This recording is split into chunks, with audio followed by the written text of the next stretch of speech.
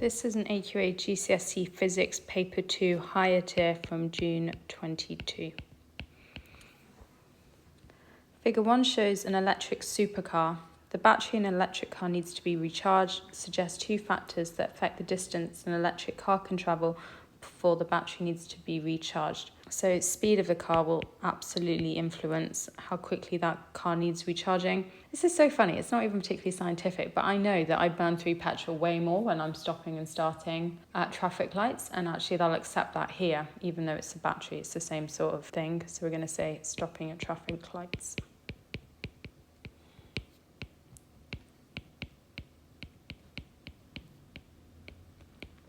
You could have also said mass, whether you're going uphill or downhill, temperature, tyre pressure, and capacity of the battery. Write down the equation which links acceleration, change in velocity, and time.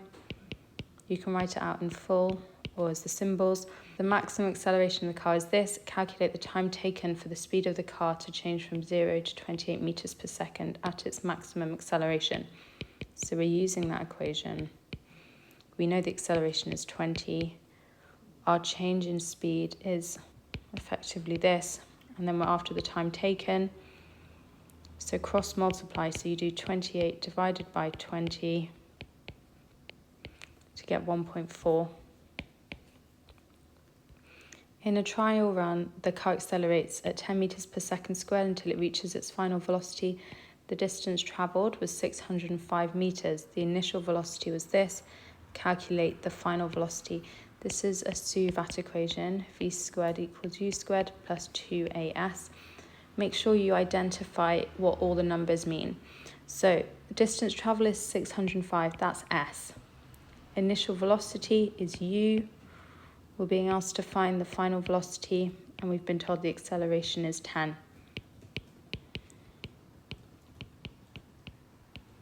So we're after v squared. Sort out the right-hand side, and then square root to find b.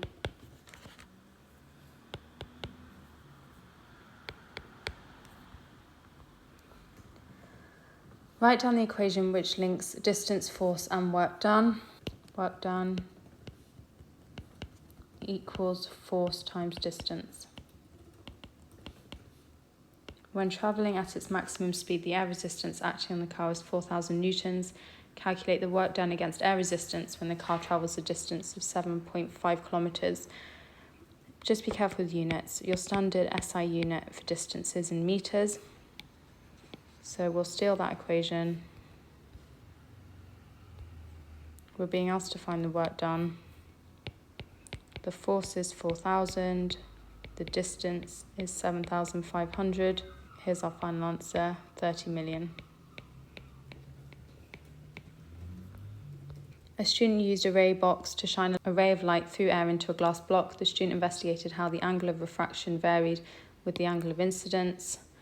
Describe a method the student could have used to obtain the results in Table 1. You may include a labelled diagram. It's important with this that you provide a method that involves a lot of suitable equipment. So if I try and draw a terrible diagram here, here's your piece of paper. There's your glass block. And then you have a ray box which shines a single ray at that glass block.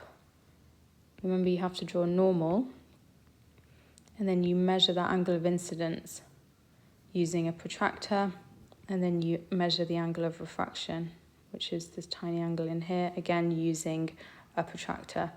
But it's important that we label. So there's your ray box. Here's your normal.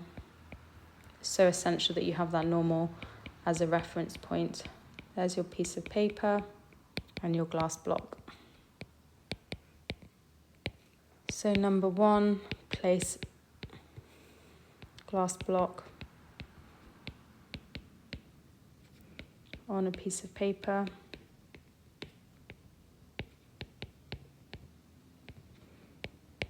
Number 2, draw around the glass block.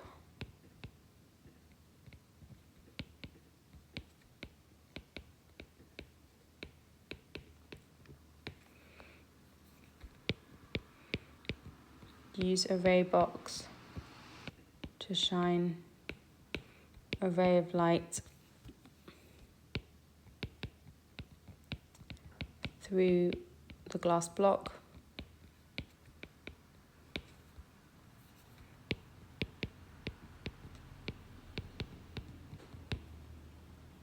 Mark the ray position as it enters and leaves the glass block.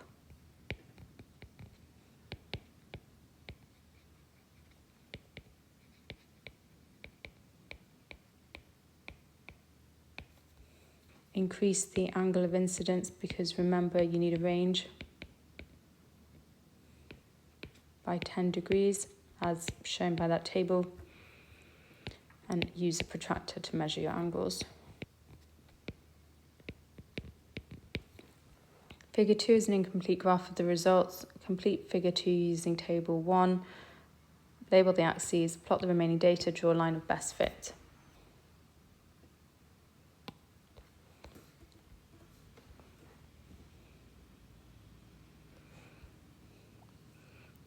Let's start by labeling our axes. Angle of incidence will be on the x-axis because that's what you're changing. It's the independent variable. And then what you're measuring is the dependent variable, and it will be angle of refraction.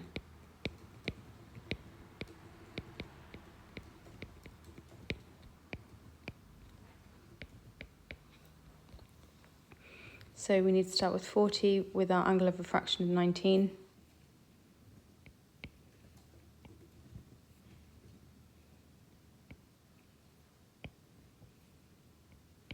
And we need a curved line of best fit.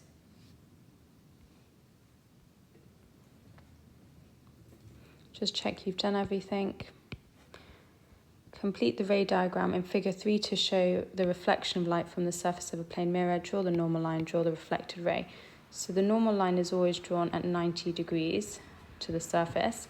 So there's the normal. And then reflection is all about light bouncing.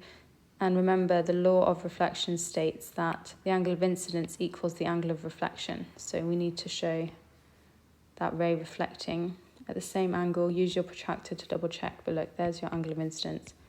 There's your angle of reflection. Make sure everything's labelled. 2 students investigated the reflection of light by a plane mirror. Figure 4 shows the different equipment the students used. Explain 2 ways that method A is better than method B. Right, look at that laser. The beam is much narrower compared with this diverging beam here from the ray box. And then next up, it's like a game of spot the difference. Look, the protractor is already drawn on the paper, meaning that you don't need to move the mirror in order to measure the angles, compared with this floating protractor over here.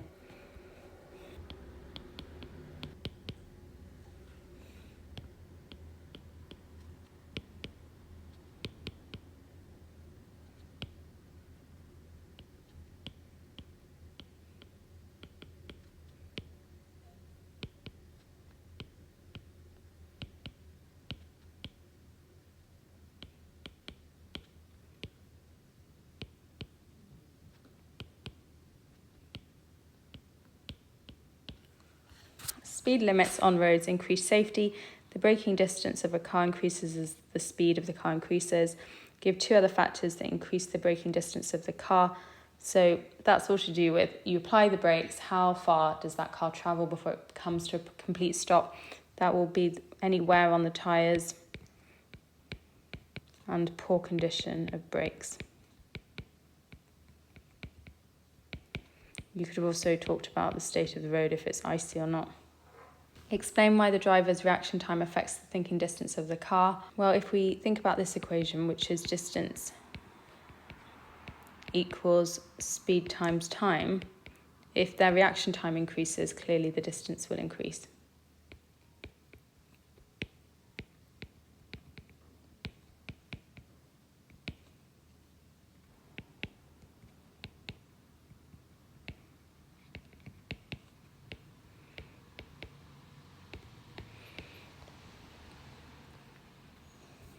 Scientists have investigated how drinking alcohol affects a person's reaction time. Before drinking alcohol, reaction time is a lot quicker compared with after drinking alcohol. Which of the following conclusions can be made using figure 5? Every person's reaction time increases after drinking alcohol. Mean reaction time increases after drinking alcohol. Yep, we can see that that's true. Some people's reaction time is not affected by drinking alcohol. No, the graph doesn't show that. The change in reaction time is not the same for all people after drinking alcohol. Again, the fact that that peak has moved and it's gone lower means that that's true. Figure 6 shows some speed cameras on a road. The speed cameras determine the average speed of the cars on the road. The speed limit on the car is 20 metres per second. The cameras in figure 6 are 1.5 kilometres apart. Calculate the minimum time it takes to travel 1.5 kilometres without breaking the speed limit. Use the physics equation sheet. So make sure that 1.5 kilometres is in the standard unit of metres. We want this equation, time equals distance divided by speed.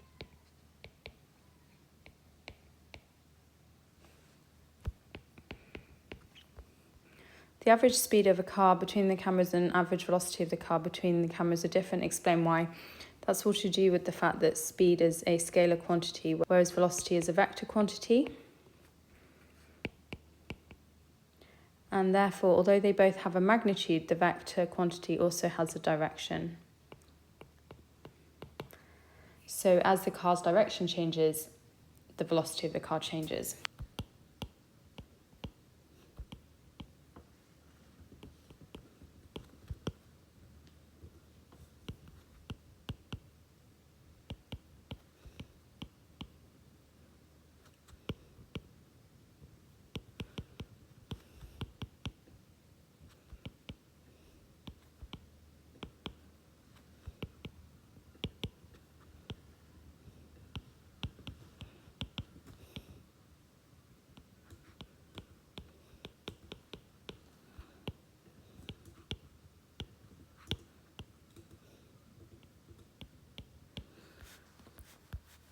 Hailstones are small balls of ice. Hailstones form in clouds and fall to the ground.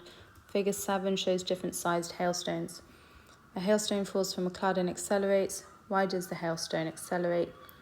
Simply because there's a resultant force acting on it.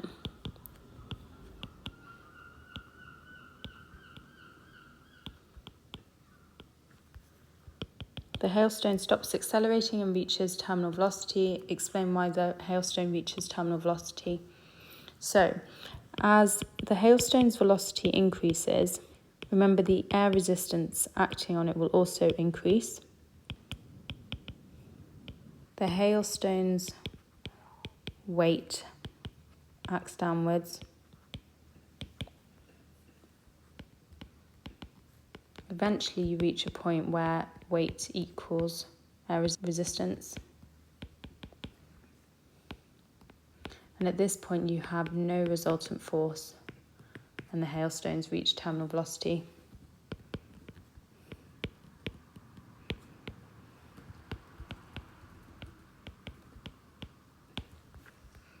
A scientist investigated how the mass of hailstones affects their terminal velocity.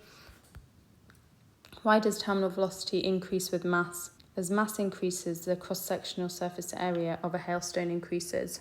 As mass increases, the volume of a hailstone increases. As mass increases, the weight of a hailstone increases.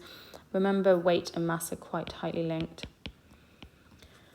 So weight is equal to mass times gravitational field strength. So as this mass increases and the terminal velocity increases, we can therefore infer that it's also due to an increase in weight. Explain the difference in the maximum kinetic energy of a hailstone with a mass of 10 grams and a hailstone with a mass of 20 grams.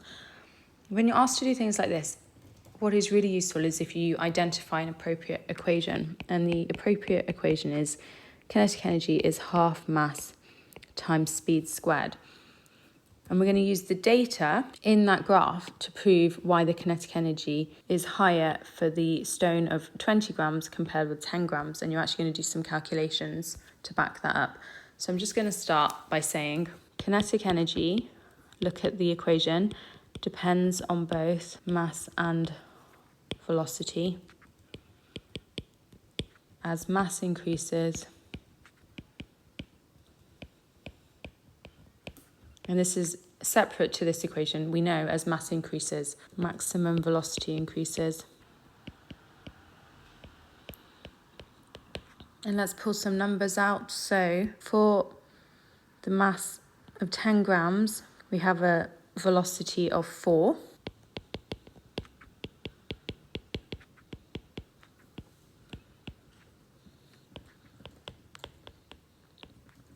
So that kinetic energy for that hailstone will be 80 joules compared with, let's do the stone that has a mass of 20 grams. So up here, then it's 32. Look at that enormous kinetic energy. So by doing that, it's an awful lot of work, I agree, but we get our 3 marks. The kinetic energy of a hailstone is measured in joules. Which of the following is the same as 1 joule? So you want to use this equation which states that energy equals force times distance, and then sub in the units of force, it's newtons, distance is in meters. So by doing that, you can see that 1 joule is the same as 1 newton meter. Figure 8 is repeated below. A hailstone hit the ground at its terminal velocity of 25 meters per second. The hailstone took 0.06 seconds to stop moving. Determine the average force. I think this is quite a lot of work for 3 marks. You're going to need to use the equation force equals mass times acceleration. But the problem is we don't have acceleration in any of these numbers. So then we need to do acceleration equals change in speed over time. So let's start by doing that. So the final speed we're told is 25. Initial speed is 0. Time is 0.06. And then force equals mass times acceleration. Just be careful with your mass. We are told to look at a terminal velocity of 25 meters per second. So just read over here. It's 18.5 grams. You have to get that into the standard kilogram unit, so that's 0.0185 kg. So our final answer is 7.71. Figure 9 shows a balance used to measure the mass of 5 tomatoes. I feel like that 5 is going to be important. What is meant by the centre of mass? It's the point at which the mass appears to be concentrated.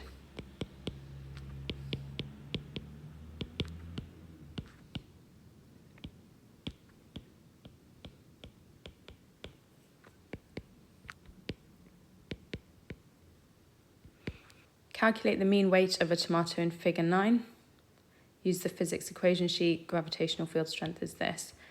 So weight is mass times gravitational force. So read it off here. It's 420 grams. Get that into kilograms by dividing by 1,000. Times it by the gravitational field strength. So put that into your calculator. So this is the weight for 5 tomatoes.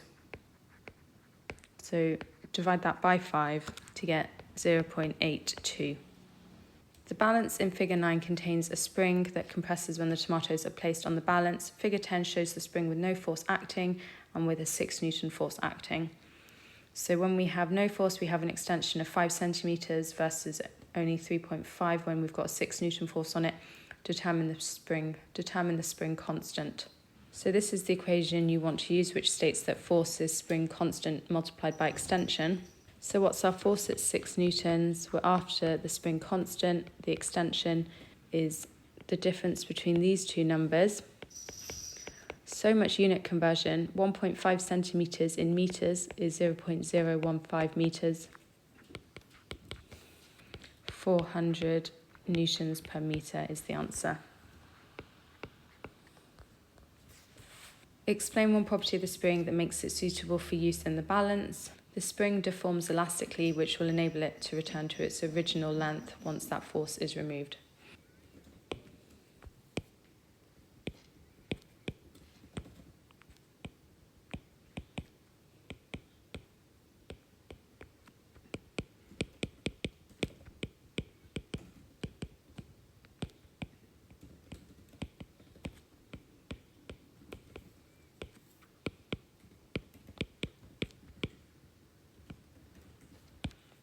Galaxies contain billions of stars. Compare the formation and life cycle of stars with a similar mass to the Sun to stars with a much greater mass than the Sun. So we're going to split our answer into two in terms of what's true for both, and then make some contrasting statements to do with small and large mass stars. So to begin with, all stars form in a cloud of dust and gas known as a nebula.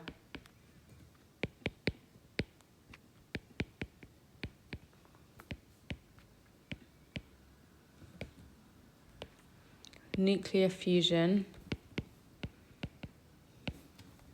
occurs where small nuclei fuse to make larger nuclei.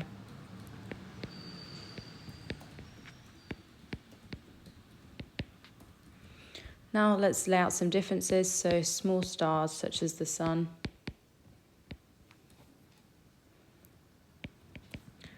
they leave the adult part of their lives known as the main sequence, because this is where the differences really come from,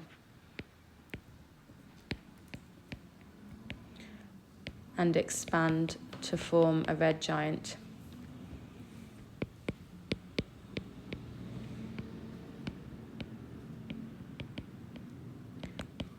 They cool to become a white dwarf,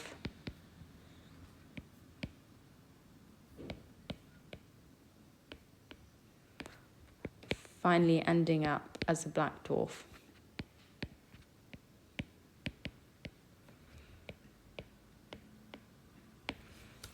Large stars leave the main sequence and expand to form a red supergiant.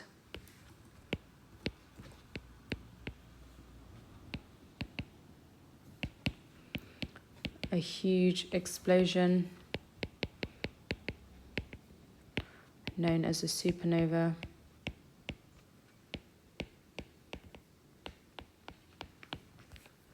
follows before either a neutron star or black hole is formed. You really must know the differences between the large and small mass stars' life cycles. The points on figure 11 represent galaxies that are moving away from the Milky Way, which is our galaxy. Each arrow represents the velocity of the galaxy relative to the Milky Way. So the first thing we can see is those galaxies closest to the Milky Way have the lowest velocity because those arrows are shorter compared with these galaxies further away where the velocity is greater. Light from all galaxies represented in figure 11 is redshifted. What is meant by redshift? It means that light from distant galaxies appears redder, and that's due to an increase in the wavelength, because remember the visible light spectrum has the longest wavelength as appearing red, the shorter wavelengths appearing violet.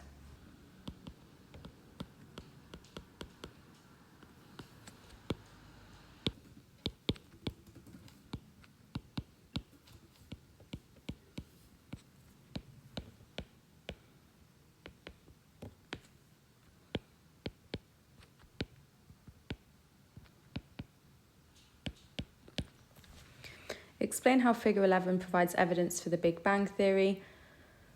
So we can see, as I was just saying, that the galaxies which are furthest away are travelling the fastest. They have the highest velocity, which indicates that at some point these galaxies started very close together in a singularity effectively. And that's what the Big Bang did, is it caused all this matter to whiz out into space.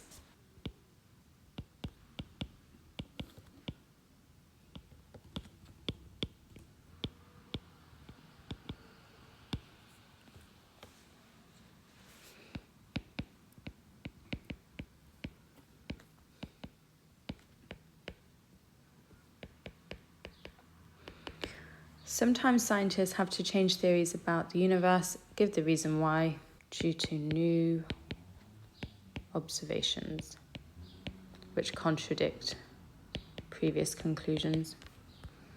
The national grid uses transformers to change the voltage known as potential difference. Figure 12 shows a transformer I can already see that this is a step-up transformer, so it increases the voltage output. Why do I know that? Because there are more turns on the secondary side. Identify the parts of the transformer labelled in figure 12. So A is the primary coil, B is the secondary coil, C is the iron core, the soft iron core.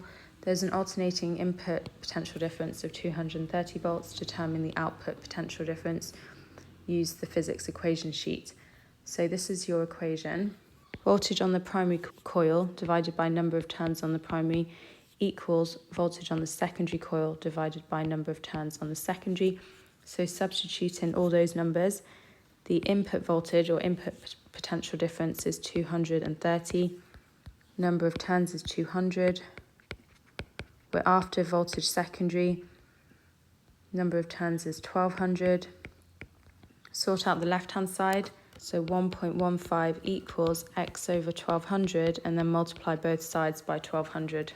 X equals 1380. The input potential difference causes an alternating current. Explain why there was an alternating current in the output when the transformer is connected to a circuit. So remember, the way in which a transformer works is, first of all, you fundamentally need an alternating current input so that creates a changing magnetic field, because it's the changing magnetic field in the primary coil which creates a changing magnetic field in the secondary coil, and therefore an alternating current in the output secondary coil. So this question is really asking, do you understand how a transformer works? So the alternating current produces a changing magnetic field in the primary coil. This means primary. This creates a changing magnetic field in the secondary coil,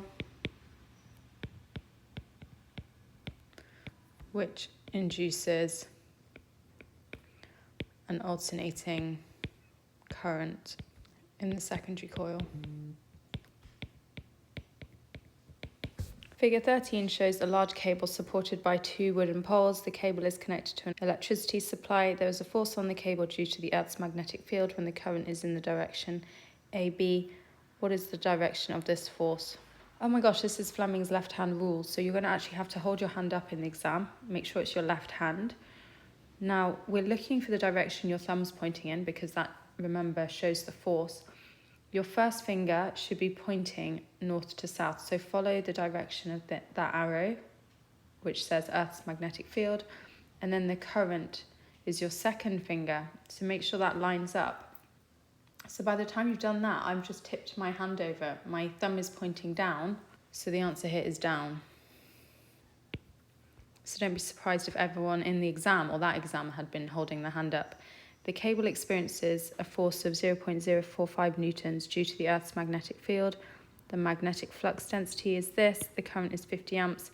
Calculate the length of the cable between A and B. So here's your equation which states that force is magnetic flux density times current times length. We know that the force is 0.045 newtons. The magnetic flux density is 60. Be careful with this micro Tesla. We need to get that into Tesla by timesing by 10 to the minus 6. The current is 50 and we're after the length. Sort out the right-hand side. So 3 times 10 to the minus 3 times the length. Divide both sides by 3 times 10 to the minus 3. Our length is 15 meters. State one assumption you made in your calculation. That is that the current is constant.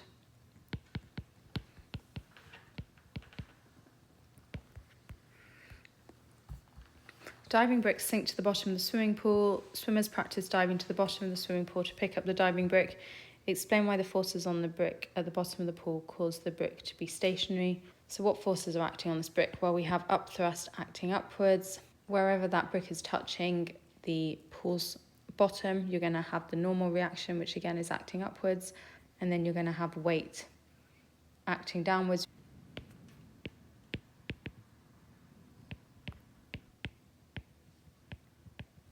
And therefore, the weight must equal the upthrust plus that normal reaction force, because the brick isn't moving and there's no resultant force. When the brick from figure 14 is at the bottom of the pool, the top surface of the brick is 0.25 metres below the surface of the water. Let's draw this. There's the water, there's the brick.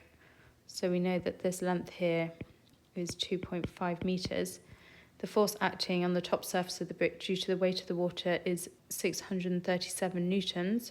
Gravitational field strength is 9.8. Calculate the density of the water in the swimming pool. Look, this question's worth an awful lot of marks, so we're going to need to use multiple equations. The first one we want to use is pressure equals force over area, because we're then going to substitute that pressure we find into this equation, which is pressure difference equals density times gravity times height. So let's start with pressure equals force over area. So the force we know is 637. The area is, use these numbers here, make sure that you've converted all your units. So to find the area, we do 0.1 metres by 0.25 to get 0.025.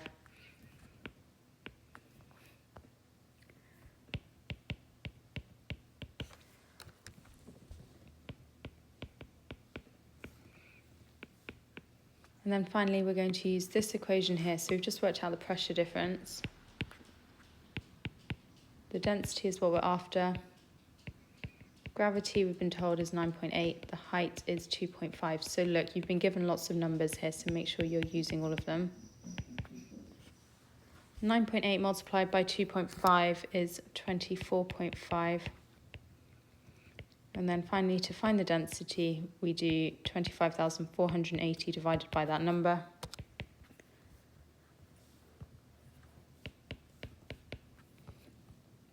Professional divers are trained in a very deep swimming pool. The density of the water in the pool is not the same as the density you've just calculated. The diving brick was dropped into the very deep pool. When the brick was at a depth of 2.5 metres, the force due to the weight of the water on the top of the surface of the brick was 618 newtons. Figure 15 shows the diving brick at the bottom of a very deep swimming pool. Determine the force due to the weight of the water on the top surface of the brick. Use the physics equation sheet and give your answer to 3 sig fig. So this is a really weird question, and you don't actually need to use the equations, and it's hard, I'm not going to lie. But basically what they're saying is when the brick was at 2.5 metres, so let's pretend that's 2.5 metres, had a force due to the weight of the water acting on the surface of the brick of 619 newtons. It's then saying, well, remember, as you get deeper down, the pressure increases. So it's asking you, well, what kind of force will be acting on the brick when it's so much deeper? So what you have to do, and this is what's so crazy about this question, is you do that new depth divided by the original depth to get 19.96 times as much force acting on that brick. So let's get that force put in there. So our final answer is 12335.28.